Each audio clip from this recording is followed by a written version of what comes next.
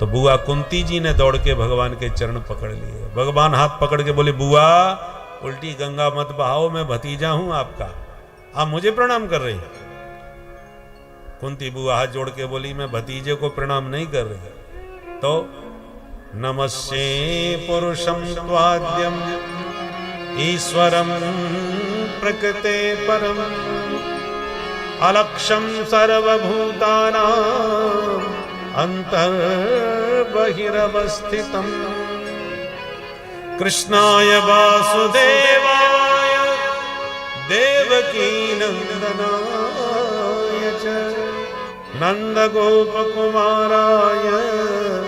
गोविंदाय नमो नमः। कुंती बुआ ने दिव्य स्तुति करी। मेरा प्रणाम सर्व समर्थ ईश्वर के चरणों में है। प्रभु आप कण कण में व्याप्त हो, फिर भी आप किसी की समझ में नहीं आते। मैं भी केवल इतना ही जानती हूं कि मेरे भैया वसुदेव, भाभी देवकी के आप बेटा हो। इससे ज्यादा मैं आपको क्या जानूं। जब बड़े बड़े सिद्ध संत नहीं समझ पाए तो एक साधारण सी स्त्री आपको क्या जान पाएगी। पर मेरी ऊपर कृपा आपकी भरपूर है, ये मैं जान गई। तुम्हारी मां देवकी के 6 पुत्र मार दिए कंस ने, पर आपने नहीं बचाए। और आपने अपनी बुआ के 5 पुत्रों में एक पर भी आंच नहीं आने दी। 5 मेरे सुरक्षित कर दिए। ये आपकी कृपा नहीं तो और क्या है। जा रहे हो गोविंद तो प्रेम से जाओ, पर जाने से पहले मुझे एक आशीर्वाद वरदान देते जाओ। मांगो बुआ। बोले, विपदः सन्तु नः सस्वत तत्र तत्र जगद्गुरो। हे जगद्गुरु भगवान द्वारकानाथ, एक ही वरदान दीजिए कि जब तक जीवित रहूं मेरे जीवन में संकट पर संकट, विपत्ति पर विपत्ति सदा बनी रहे, मेरे सिर पर विपत्ति आती रहे। भगवान बोले, बुआ ये आप क्या मांग रही हैं? जीवन भर आपने आपदा विपदाओं का सामना किया, फिर भी विपत्ति से पेट नहीं भरा। क्या मिलता है इस विपत्ति से आपको? बुआ कहती हैं, भवतो दर्शनम यत् स्यात्। हे गोविंद, मैंने विपत्ति में सदा आपके दर्शन किए हैं। विपत्ति आती है तो आप दौड़ के मेरे पास आ जाते हो, और जब सुख समृद्धि आ जाती है तो बुआ से राम राम करके भाग जाते हो। तो विपत्ति ही आपके दर्शन का हेतु है। तो मैं चाहूंगी कि सदा विपत्ति बनी रहे, ताकि आप मेरे पास बने रहो। भगवान बोले, बुआ ऐसी बात है तो सारे कार्यक्रम कैंसिल, हम कहीं नहीं जा रहे, आपके पास ही रहेंगे।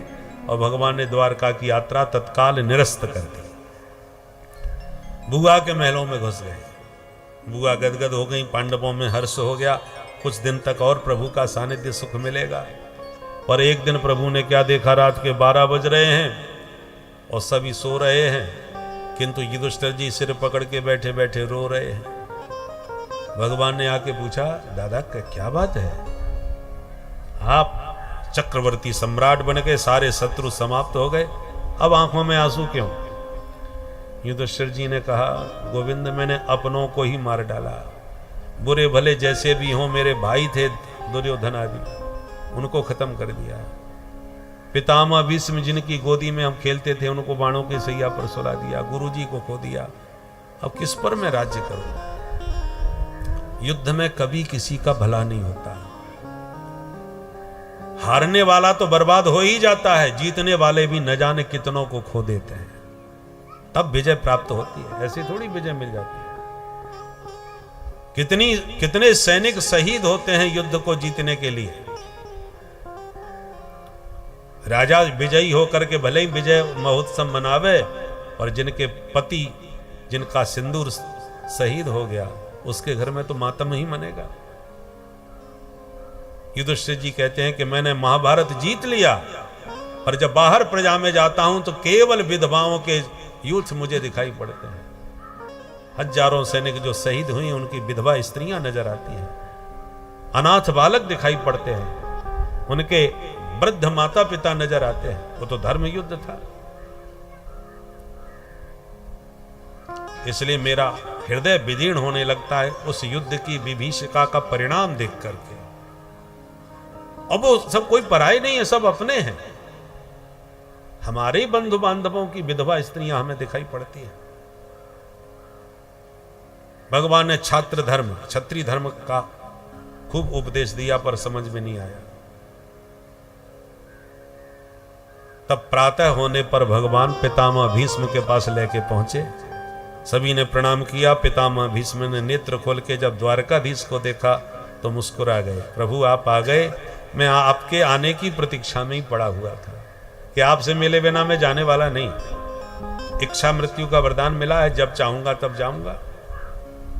अब आप आ गए हो तो एक निवेदन मेरा सुन लो। कहो। बोले सदैव देवो भगवान प्रतीक्षता कलेवरम यावदिदं हिनोम्यहम् प्रसन्नः सादुणलोचनो न सन् मुखाम्बुजो ध्यान पथश्चतुर्भुजः अहम यावद इदम कलेवरम न हिनोमि तावद भवान प्रतीक्षताम। जब तक इस कलेवर को, शरीर को त्याग कर संसार से विदा न हो जाऊं प्रभु, तब तक आप बस ऐसे ही खड़े रहना। भगवान मुंह लटका के बोले ठीक है दादाजी। मुंह क्यों लटका लिया? प्रभु ने सोचा इच्छा मृत्यु का वरदान लिए बैठे हैं बाबा, कि 2-4 महीने के लिए कार्यक्रम कैंसिल कर दिया तो हम ऐसे कब तक खड़े रहेंगे। पितामह भीष्म बोले सुनो सुनो, ये लटका हुआ मुंह नहीं देखना हमको। चिंता मत करो, ज्यादा प्रतीक्षा नहीं करवाऊंगा, किंतु जब तक खड़े हो प्रसन्न हासारुण लोचनोल्लसन, प्रसन्न मुद्रा में थोड़ा मुस्कुराते रहो। भगवान मुस्कुरा पड़े और माधव की मुस्कान देखते ही पितामह भीष्म के शरीर की सारी पीड़ा शांत हो गई। युधिष्ठिर जी प्रश्न करने लगे, पितामह उत्तर देने लगे। इसी को महाभारत में भीष्म गीता कहा गया है। भीष्म पर्व है महाभारत का। पितामह भीष्म के दिव्य उपदेश से युधिष्ठिर जी का शोक शांत हो गया। पितामह भीष्म को लगा प्रभु से प्रतीक्षा कराना ठीक नहीं, हमको चल देना चाहिए।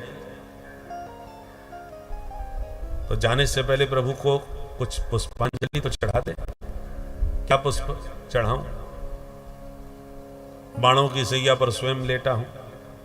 तब पुष्प ताग्रा छंद में बहुत प्यारी स्तुति करते हुए शब्द सुमन प्रभु के चरणों में समर्पित किए। बहुत प्यारी स्तुति है पितामह भीष्म की, बड़े ध्यान से सुने।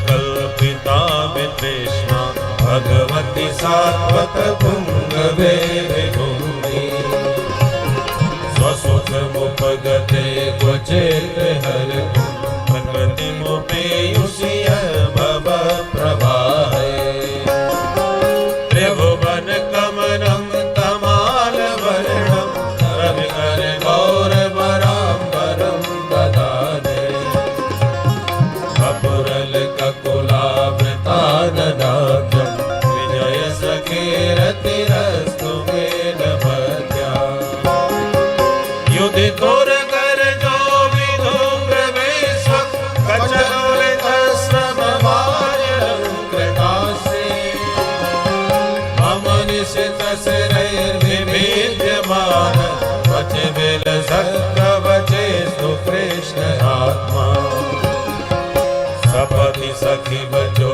संग मध्य निज परयोर बलयोरधं निवेश्य स्थितवति पर शैलिकायुरक्षिणा कृतवति पार्थ सखेरतिर्ममास्तु व्यपहित प्रत्नामुखं निरीक्ष्य स्वजनवरान्विमुखस्य दोषबोध्या गोमति महरनात्मवेजयाय शरणरति परमस्य तस्य मेस्तु स्वनिगममपहाय मत्प्रतिज्ञा मृत्यवध कर्तुमवकृतोरभस्त धृतरथ चरणोऽभ्ययाचलतु हरिर्वहन्तु मे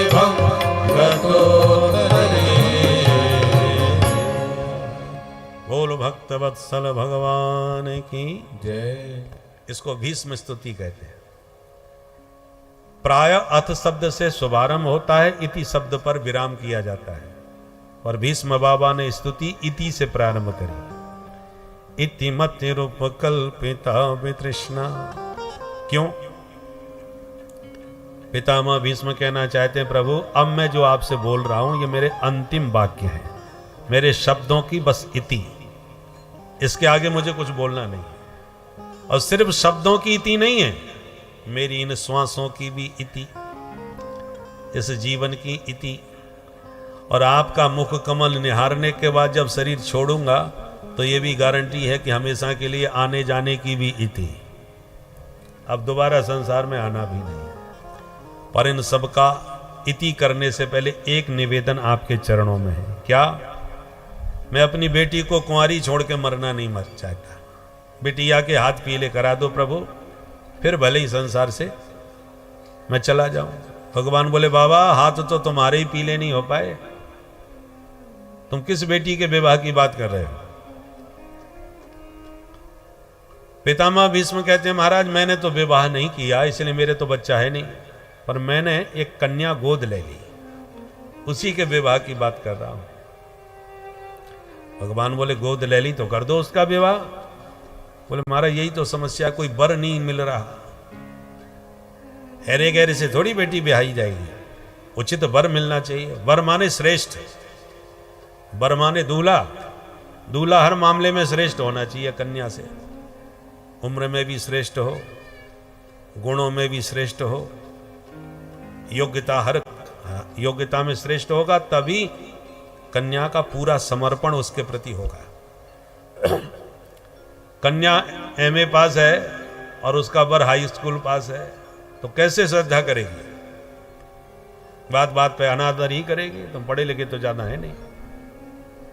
इसलिए वर माने श्रेष्ठ, तो मुझे अपनी बेटी से श्रेष्ठ वर मिले तब ना विवाह करूं। भगवान बोले, तुम्हारी बेटियां ज्यादा पढ़ी लिखी है क्या?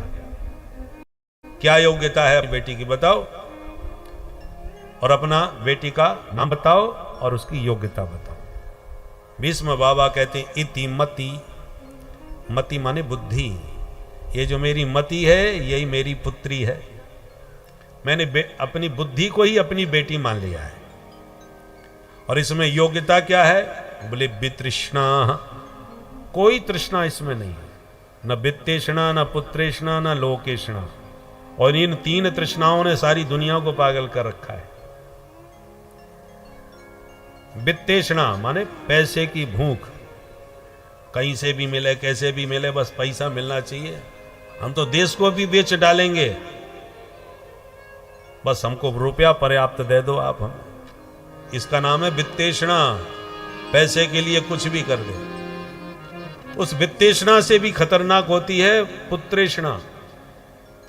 पैसा कितना भी हो और बेटे पर संकट आ जाए तो पानी की तरह बहा देंगे। बेटे के लिए पैसा कुछ नहीं है। वैसे पैसा सब कुछ है, पर पुत्र से ज्यादा प्यारा नहीं होता। कितना भी पैसा ले लो, पर मेरे बेटे को कुछ बना दो या इसका कुछ भला कर दो। ये पुत्रेषणा बहुत खतरनाक होती है। बेटा चाहे पप्पू ही क्यों ना हो, देश को चाहे कहीं भी ले जाए, परंतु पीएम वही बनाया जाए। बोलो राधे राधे राधे राधे। ये पुत्रेषणा बहुत खतरनाक होती है। ये जानते हुए भी धृतराष्ट्र जान रहा था कि मेरा बेटा कितना दुष्ट है दुर्योधन, फिर भी उसके लिए उसने महाभारत तो करवा दिया, पर बेटे को नहीं समझा पाया। इसका नाम पुत्रेषणा है। तो वित्तेषणा से भी खतरनाक पुत्रेषणा, और पुत्रेषणा से भी ज्यादा खतरनाक होती है लोकेषणा। मान सम्मान यश प्रतिष्ठा, इसका नाम लोकेषणा। और उस प्रतिष्ठा में यदि बेटे से भी आंच आ रही हो तो बेटे को भी लोग घर से निकाल देते हैं। इसने हमारी नाक कटवा दी, समाज में हमारी प्रतिष्ठा मिट्टी में मिला दी, तो बेटे को भी त्याग देंगे। ये तीन तृष्णाओं में सबकी मति मलिन है। सुत बित लोक ईषणा तीनी कहीं के मति इन कृत न मलिनी। गोस्वामी जी कहते हैं किसकी बुद्धि मैली नहीं हुई। और पितामह भीष्म छाती ठोक के दावा कर रहे हैं, मैं मति वितृष्णा, मेरी बुद्धि में कोई तृष्णा नहीं है महाराज, इसलिए मेरी मति सर्वथा निर्मल मति है, शुद्ध मति है, पवित्र मति है। और ऐसी निर्मल मति का पति दुनिया में मुझे कोई दिखाई नहीं पड़ता। भगवान बोले तो आप क्या चाहते हो पितामह भीष्म? भीष्म बाबा कहते बस यही चाहता हूं सरकार कि मेरी मति को आप ही अपनी श्रीमती बना लीजिए। मेरी मति प्रभु आपकी बन जाए श्रीमती, आप बन जाएं इसके पति, तो आपके चरणों में करेगी ये दिन रात रति और मुझे भी मिल जाएगी फिर सदगति। इसलिए अपनी पुत्री आपके चरणों में समर्पित करना चाहता हूं। बहुत प्यारी स्तुति करते करते पितामह भीष्म भगवान के परम धाम को प्राप्त हो गए। देवताओं ने सुमन वृष्टि के द्वारा दिव्य स्वागत किया। बोल भक्त वत्सल भगवान की जय। किंतु भगवान भी पांडवों से विदा लेके दिव्य द्वारका को चले गए। सौनक जी खड़े होके बोले महाराज मैंने प्रश्न किया था कि सुखदेव जी ने परीक्षित को भागवत क्यों सुनाई? आप परीक्षित के बारे में बताते बताते आप तो न जाने कहां से कहां पहुंच गए। परीक्षित की तो बात ही अधूरी रह गई, वो बात तो पूरी करो। तब सूत जी को याद आई, अरे हाँ ध्यान से सुनो महात्माओं, मां के गर्भ से समय पर बालक परीक्षित का जन्म हुआ। ब्राह्मणों ने संस्कार किया, नाम दिया विष्णुरात। ब्राह्मणों ने जो नाम रखा था वो विष्णुरात था। पर यह बालक जिसकी गोद में जाता उसी का मुंह ताकने लग जाता, इस जिज्ञासा में कि मां के पेट में जो 4 हाथ वाला मिलने आया था वो कहां है। इसलिए जिज्ञासा के कारण इनका नाम परीक्षित पड़ गया। समय बीता, एक बार विदुर जी महाराज आए, रात्रि में धृतराष्ट्र को समझाए तुम जिन पांडवों को मारने के लिए कुचक्र रचे और तुम्हारे 100 बच्चे जिन्होंने समाप्त कर दिए, आज बुढ़ापे में उन्हीं के घर पर टुकड़े खा रहे हो, जिंदगी बर्बाद कर रहे हो, धिक्कार है तुम्हारी जिंदगी, कुत्ते की तरह पड़े हुए हो। संस्कृत में किसी को गाली दो तो सुनने वाला अपना तारीफ समझ बैठेगा। भीमापवर्जितम पिंडम मादत्ते गृहपालवत, तुम गृहपाल की तरह पड़े हो गए हो। अब किसी को गृहपाल बोलो तो सुनने वाले को लगेगा कि पूरे घर को हम ही पाल रहे हैं, इसलिए हमको गृहपाल कहा। गृहपाल नाम है कुत्ते का, जिसके घर की खाता है उसके घर की वफादारी दिखाता है, इसलिए कुत्ते का नाम है गृहपाल। अब किसी से कहो आओ ग्राम सिंह, तो सुनने वाले को लगाएगा कि गांव के हम ही एकमात्र शेर हैं, और ग्राम सिंह नाम भी कुत्ते का ही है संस्कृत में। जो अपने गांव में ही शेर की तरह भौंकता है, दूसरे के गांव में दुम दबा के भग जाता है। अपने गांव का ही जो घर का ही शेर हो उसको ग्राम सिंह कहते हैं। तो संस्कृत की गाली भी बड़ी प्यारी होती है, सुनने वाले को तो बुरी लगना तो दूर, तारीफ समझेगा। देवानाम प्रिय मूर्ख, किसी से कहो ये तो धर्मध्वज है, धर्मध्वज कहते हैं पाखंडी को। बोलो राधे राधे राधे। तो ये सब संस्कृत की गालियां हैं, समझने वाले ही समझ पाते, नहीं तो लोग आपस में गाली दे भी दे पता ही ना चले। तो जब विदुर जी ने कहा तुम कुत्ते की तरह पड़े हुए हो, धृतराष्ट्र ने कहा तो बुढ़ापे में कहां जाऊं भैया, बोले चलो मेरे साथ। विदुर जी रात में ही धृतराष्ट्र और गांधारी को महलों से निकाल के ले गए। प्रातः प्रणाम करने के लिए पांडव पहुंचे तो ताऊ जी का गायब। बहुत ढूंढा, कोई पता नहीं। तो दुखी हो गए पांडव के, न जाने क्या अपराध हो गया जो हमारे ताऊ जी बिना बताए भाग गए। नारद जी ने समझाया परेशान मत हो, विदुर जैसे संत के सानिध्य में अब उनका कल्याण हो जाएगा। भगवान कोई ना कोई बहाना लेके अर्जुन से मिलने आया करते थे, द्वारका से दिल्ली इंद्रप्रस्थ। एक दिन अर्जुन से कहा प्रभु ने कि हम तुम्हारे यहाँ आते हैं तो तुम भी तो कभी हमारे यहाँ आया करो भाई अर्जुन। तो अर्जुन ने बड़े भैया से आज्ञा ली, अनुमति मिलने पर अर्जुन चले गए द्वारका। द्वारका में प्रभु के साथ 7 महीने रहे। अर्जुन की ससुराल भी है। भगवान द्वारकाधीश की सगी बहन सुभद्रा ब्याही हैं इनको, तो फिर ससुराल में तो मन लग गया सो लग गया। 7 महीने तक जमे रहे। इधर पांडवों को अपशकुन होने लगे खतरनाक। एक दिन युधिष्ठिर जी भीमसेन से बोले, गता सप्ताधुना मासा भीमसेन तवानुज नायाति कश्यवाहे दुर नाहम वेदे दमंजसा। भीम भैया, हमारे अनुज को गए 7 महीने बीत गए, अभी तक लौट के नहीं आया, मुझे बहुत चिंता हो रही है। मैं मंदिरों में दर्शन करने जाता हूं तो भगवान के श्री विग्रह श्रीहीन रोते हुए से नजर आते हैं। रास्ते में मैंने गाय को अपनी ही बछिया का दूध पीते हुए देखा। उच्छल तारा भी आकाश में दिखाई पड़ने लगा है। इसका मतलब कोई बहुत बड़ा अनर्थ होने वाला है। ये अपशकुन न जाने क्या संकेत दे रहे हैं। चिंता व्यक्त कर ही रहे थे कि अर्जुन आ गए, पर जो अर्जुन की हालत देखी तो सब घबरा गए। एकदम कांतिहीन मुख, कदम लड़खड़ाते, आंखों में आंसू। अर्जुन, ये क्या हाल हो गया? क्या पाप तुमसे बन गया जिसके कारण तुम्हारी सारी शक्ति और श्री समाप्त हो गई? द्वारका में सब राजी खुशी तो है ना? 7 महीने रह के आए हो। अर्जुन चरणों में गिर के युधिष्ठिर जी से बोले, वंचितो हम महाराज हरिणा बंधु रूपिणा हीन में पहतम तेजो देव विस्मापनम महते। भैया, हम सब अनाथ हो गए। जिन प्रभु के रहते मैंने महाभारत युद्ध जीत लिया, खांडव वन का दहन किया, भगवान महादेव को भी युद्ध में संतुष्ट किया, आज उन गोविंद के जाते ही मेरी शक्ति उनके साथ चली गई। 56 करोड़ यादवों में गृह युद्ध छिड़ गया, सब आपस में लड़ मर के समाप्त हो गए। आज केवल 4-5 बचे हैं। इतना सुनते ही बुआ कुंती ने भगवान के चरणों का ध्यान किया और एक क्षण में अपना शरीर त्याग दिया। जब अर्जुन ने कहा गोविंद भी लीला स्मरण करके परम धाम चले गए, तो बुआ कुंती ने सुनते ही शरीर त्याग दिया। पांडवों ने कहा हम भी प्रभु के बिना इस धरती पर नहीं रह सकते। तुरंत अपने पौत्र परीक्षित को सत्ता का भार सौंपा। 5 भाई द्रौपदी को साथ में लेकर उत्तर दिशा में हिमालय की यात्रा करते करते शरीर त्यागते हुए स्वर्गारोहण को प्राप्त हो गए। छोटी उम्र में परीक्षित ने सत्ता को संभाला। एक दिन परीक्षित प्रजा का मन जानने के लिए कि प्रजा मेरे प्रति क्या सोचती है, भेष बदल के निकले। तो जगह जगह कोई उनके पिता अभिमन्यु की वीरता की गाथा गा रहा था, कोई उनके पितामह अर्जुन के पराक्रम की चर्चा कर रहा था। परंतु एक स्थान पर क्या देखा कि एक गाय और बछड़े को एक दुष्ट बुरी तरह मारता पीटता, पैरों से ठोकर मारता हुआ जा रहा था।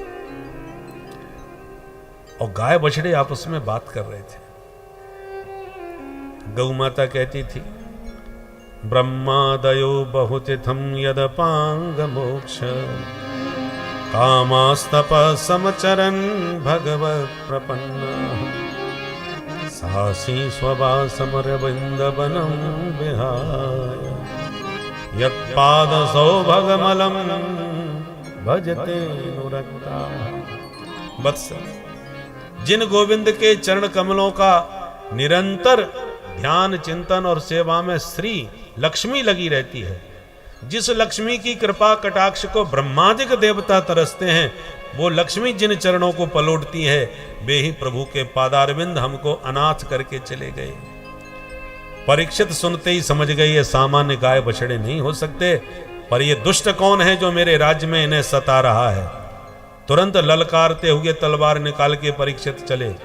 हे दुरात्मन, खड़ा रहे। तू कौन दुष्ट है जो गौ माता पर हाथ उठा रहा है?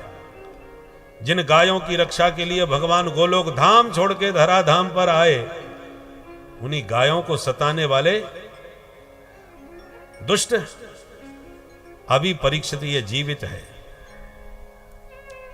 मारोदी रम भद्रम ते खला नाम मई शास्त्री। गौ माता बिल्कुल मत रोना, इन दुष्ट दुराचारियों को दंड देने के लिए परीक्षित अभी जीवित है।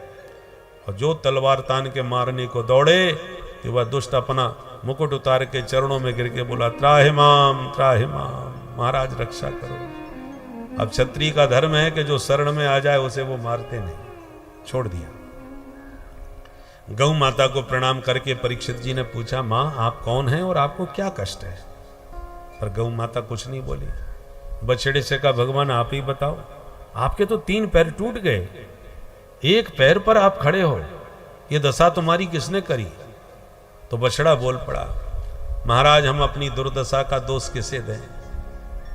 धर्मशास्त्र कहते हैं कोई किसी को सुख दुख नहीं देता, सब अपने अपने कर्मों का ही फल भोगते हैं। और वही शास्त्र ये भी कहते हैं कि उस ईश्वर की इच्छा के बिना पत्ता भी नहीं हिलता। अब आप ही बताओ हम किसको दोष दें, अपने कर्मों को या ईश्वर को? इसलिए हम किसी को दोष देना नहीं चाहते। महाराज परीक्षित बोले, आपकी भाषा ने आपका परिचय दे दिया कि आप साक्षात धर्म हैं। धर्म के 4 पैर होते हैं, सत्य तप दया शौच। आज केवल सत्य के ऊपर धर्म टिका है, बाकी 3 पग खंडित हो गए। मैंने आपको पहचान लिया, आप धर्म हैं और ये गौ माता साक्षात धरा देवी हैं, धरती माता, जो भगवान के वियोग जन्य ताप में दुखी हो रही है।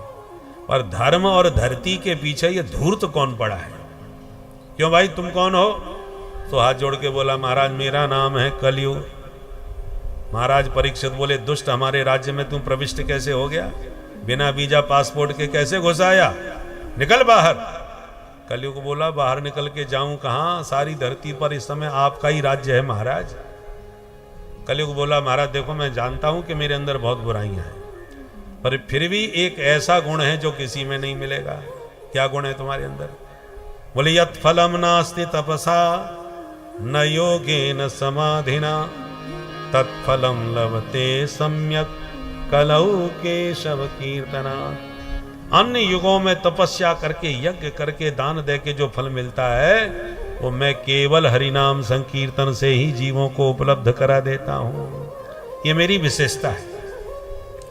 और साथ ही साथ मुझे आरक्षण भी मिला हुआ है महाराज सरकार से। क्या आरक्षण मिला है? बोले, मानस पुण्य होय नहीं पापा। कलयुग की विशेषता है कि मन से भी शुभ कर्म का चिंतन करो तो शुभ कर्म का फल मिल जाएगा, और मन से कोई पाप बन जाए तो कोई दंड नहीं है। माने मानसिक पाप का कोई दंड नहीं, और मानसिक पुण्य बन जाए तो उसका पूरा फल मिलेगा। ये कलयुग में ही केवल चमत्कार है, और ये आरक्षण केवल भगवान ने कलयुग को दिया है। क्योंकि कलयुग में प्राय लोगों का मन इतना मलिन हो जाएगा, पाप पयो निधि जन मन मीना, पाप में सदा डूबा रहेगा मन, तो मानसिक पापों का दंड कब तक देंगे भगवान? इसलिए भगवान ने कहा पाप तो करने पर ही दंड मिलेगा, और मन से भी तुम पुण्य कर लो तो उसका फल मिल जाएगा, और मानसिक पाप बन जाए तो कोई दंड नहीं। ये आरक्षण केवल कलयुग में है। इसलिए भैया तन से कुछ न बने तो मन से ही कुछ अच्छे काम कर लो। भगवान शंकराचार्य जी कहते हैं कि भोले बाबा आपके लिए भव्य देवालय बनावाना मेरे बस की बात नहीं, इसलिए मैंने इस देह को आपका ही देवालय मान लिया है, और देह रूपी देवालय में आत्मा के रूप में आपको बैठा लिया है। और मेरी जो मति है यही आपकी श्रीमती भवानी पार्वती जी हैं, बुद्धि के रूप में पार्वती जी हैं, और ये जो पंच प्राण है मेरे शरीर में यही आपकी पंचायत है, श्रृंगी भृंगी नंदी आदि जो गण है, ये 5 पंचायत पंच प्राण है। और मैं आपकी पूजा कैसे करता हूँ? दिन भर में जो खाता पीता हूँ यही आपके पूजन की सामग्री है जो इस देवालय में चढ़ाता हूँ। दिन भर में जो घूमता हूँ यही आपकी परिक्रमा लगाता हूँ। दिन भर में जो बातें करता हूँ यही आपके स्तोत्र पाठ हैं, स्तुति गान करता हूँ। और तान दुपट्टा सो जाता हूँ यही आपकी समाधि है। इसलिए इस शरीर से जितने कर्म करता हूँ हे भोलेनाथ वो सब आपकी आराधना और आपकी ही पूजा है। अब बोलो इसमें क्या खर्चा हो गया? देह को देवालय बना के वहीं पर भगवान की पूजा कर दी। भगवान शंकराचार्य कहते हैं आत्मा त्वं गिरिजामति सहचरा प्राणा शरीरम गृहम पूजाते विषयोपभोग रचना निद्रा समाधि स्थिति संचार पदयो प्रदक्षिण विधि स्तोत्राणि सर्वागिरो यद यद कर्म करोमि तत्तदखिलम शंभो तवाराधनम। हे शंभो, यद यद कर्म करोमि, जो भी मैं कर्म करता हूं, तवाराधनम, सब आपकी आराधना है। अब इससे सस्ता सरल साधन क्या हो सकता है। इस गुण पर परीक्षित रीझ गए। गुण तुम्हारा बड़ा प्यारा लगा भैया, तब तो हम 1 2 नहीं 4 4 कमरे खोल रहे हैं, आराम से रहो। किस किस कमरे में रहूं, स्थान बताओ। बोले द्यूतम पानम स्त्रियस्सूना यत्रा धर्मश्चतुर्विधः। 4 स्थान रहने को दिए कलयुग को। पहला स्थान द्यूत। द्यूत माने जुआ घर। जहां भी जुआ खेला जाए तुम अपना डेरा वहीं जमा लो। दूसरा, जहां मदिरा पान किया जाए, शराब पीने वालों के घर में भी डेरा जमा लो। तीसरा, परस्त्री लंपट पुरुष व्यभिचारियों के घर में भी डेरा बना लो। चौथा, जीव जंतु की हिंसा जहां खाई जाती हो, मांस। मांस का अर्थ जानते हो? मांस, जिसका आप मांस खाओगे वही जीव एक दिन आपका भी मांस नोच के खाएगा।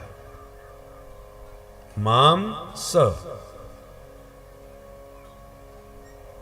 जिसका मांस खाते हो वो कहता है मुझे खा रहे हो, कल तुम्हें भी मैं खाऊंगा, तुमसे बदला लूंगा।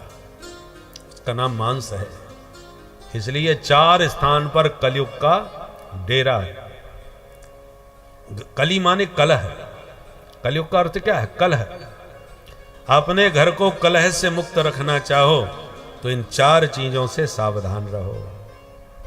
कभी भी घर में कोई किसी प्रकार का जुआ नहीं होना चाहिए, मदिरा नहीं आनी चाहिए, व्यभिचार का कोई कारण नहीं बनना चाहिए, और जीव जंतु की हत्या नहीं होनी चाहिए। माने कि उनका कोई प्रकार से नॉनवेज नहीं है। सफेद जो आलू रखे रहते हैं ना फ्रिज में, ये कलयुग के केंद्र हैं। सफेद आलू समझ गए ना? बोलो राधे राधे। राधे राधे। संडे हो या मंडे, उनसे बचिए, नहीं तो घर में रहेंगे कलयुग के झंडे।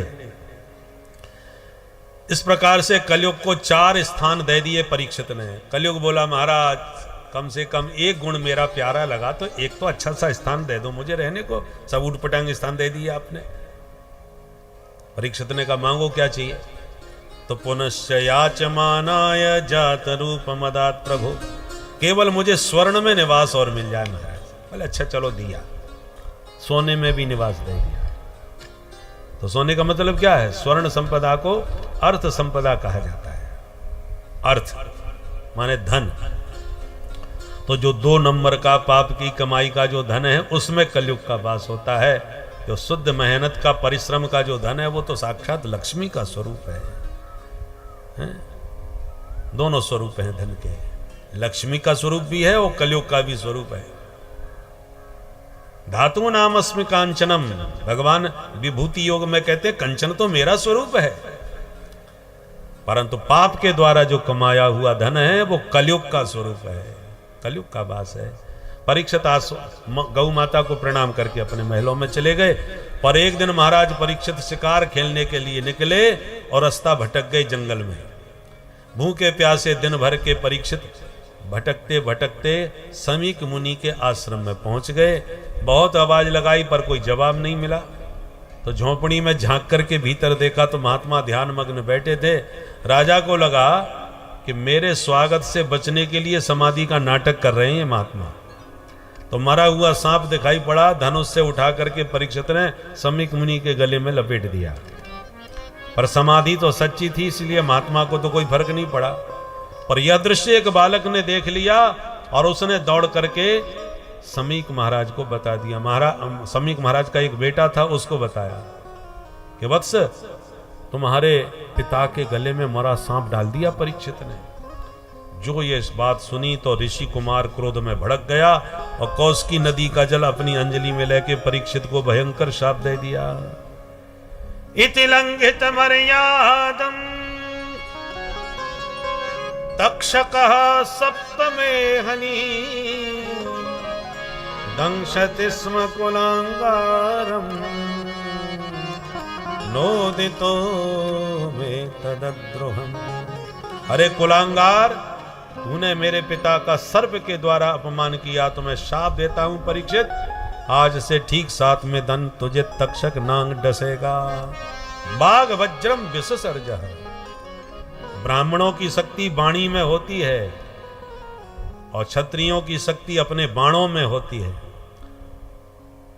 जो काम बाण करता है वही ब्राह्मण की वाणी करती है, चाहे शाप दे चाहे आशीर्वाद दे।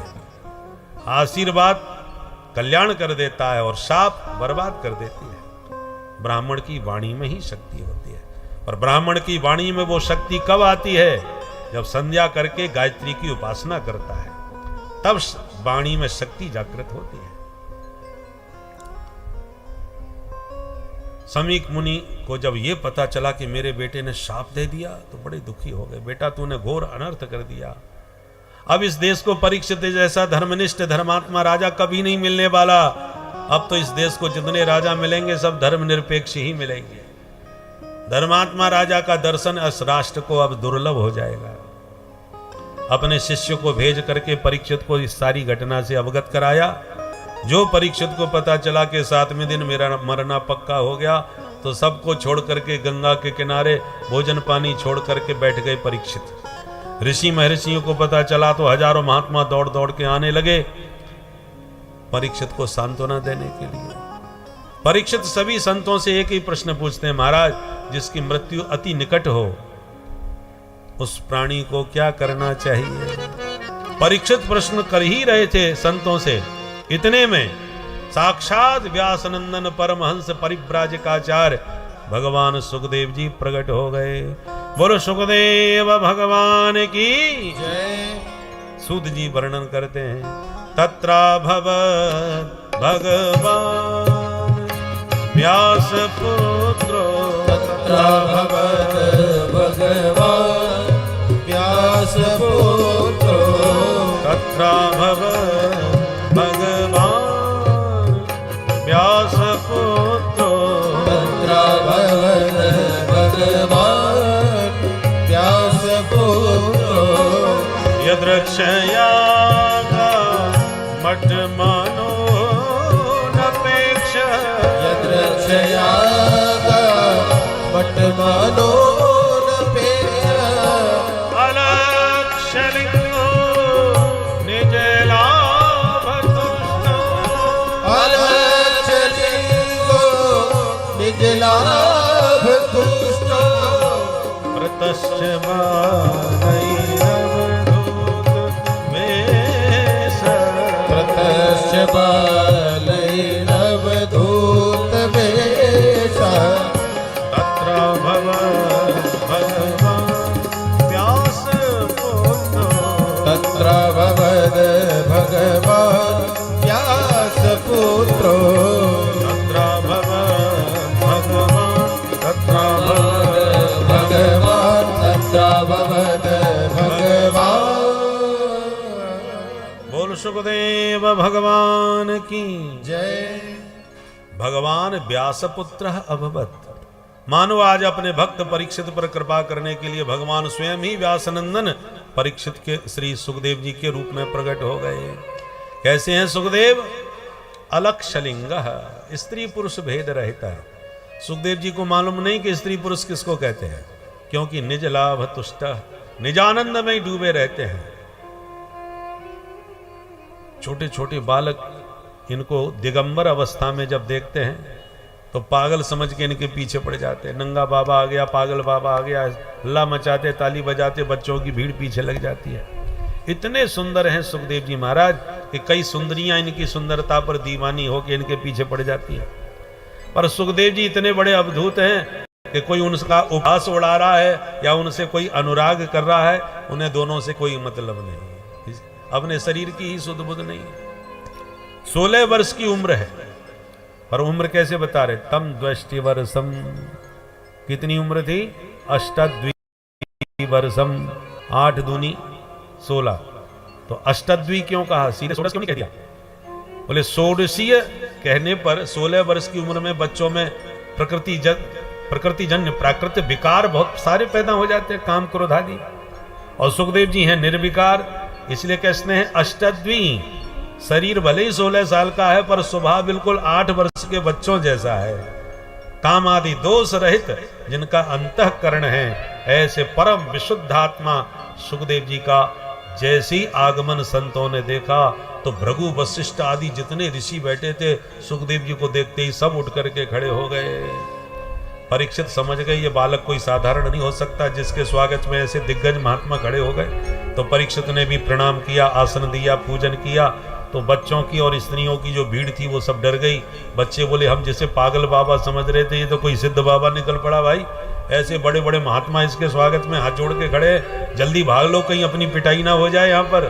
तो सारे बच्चे और स्त्रियां भाग गए और परीक्षित ने विधिवत पूजन करके प्रणाम किया और कहा भगवान आप जैसे संतों का स्मरण करने से ही पाप समाप्त हो जाते हैं, दर्शन और चरणों तक मिल जाए फिर तो कहना ही क्या है। आपने आकर के मुझे कृतार्थ कर दिया, धन्य कर दिया। बस इतना बताइए मरने वाले को क्या करना चाहिए? और मरने वाले केवल परीक्षित ही नहीं है, सभी मरने वाले। और केवल परीक्षित को ही 7 दिन में नहीं मरना, हम सबको 7 दिन में ही मरना है, क्योंकि दिन होते ही 7 है। इतवार सोमवार मंगल बुध बृहस्पति शुक्र शनि, जो भी मरेगा इन 7 दिनों में ही मरेगा। इसलिए हम सबके प्रतिनिधि बन के परीक्षित का प्रश्न है कि जिसकी मृत्यु 7 दिन में होने वाली है वो मरण धर्मा प्राणी क्या करे। ये प्रश्न जब परीक्षित ने पूछा तो सुखदेव जी प्रसन्न हो गए प्रश्न को सुनकर। बोले परीक्षित अब कल 3 बजे आओ, फिर बताते हैं कि मरने वाले को क्या करना चाहिए। बोल बंसी वाले की जय। ये इस प्रश्न का उत्तर सुखदेव जी अब कल विस्तार से देंगे। आप लोग समय पर 3 बजे पधारे। आइए मिलकर के सुखदेव जी का हम अभ्यर्चन करें और सुखदेव जी से प्रार्थना करें कि वो भी हमारे प्रश्न का समाधान करते हुए हमारा जीवन का मार्गदर्शन करें। प्रेम से भगवान नाम संकीर्तन, फिर आरती और प्रसाद लेकर के आप प्रस्थान करें। बोलिए संत भगवान की जय।